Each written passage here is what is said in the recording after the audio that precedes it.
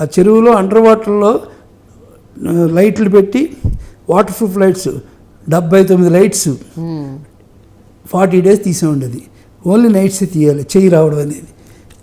చెయ్యి వచ్చేసి మరి దీన్ని ముందు ఆలోచించాల్సి మనం ప్రొడ్యూసర్ అయినా సరే బాగుంటుందండి, బాగా వస్తుంది.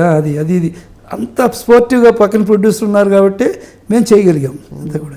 అందుకని అందరం కలిసి టీం వర్క్ చేస్తే ఇంకా వండర్స్ చేయొచ్చండి.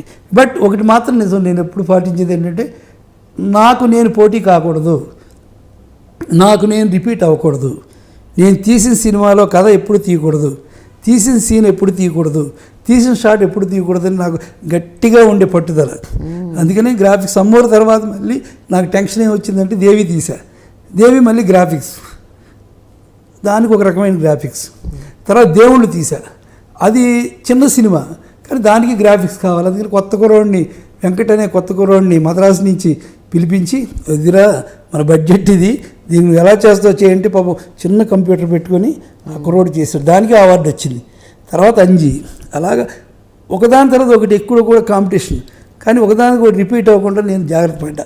అందుకని ఇప్పుడు అందరూ చెప్పుకుంటున్నారు, ఎందుకంటే నేను రిపీట్ కానివ్వను ఎప్పుడు కూడా, అది నేను ఆలోచిస్తాను.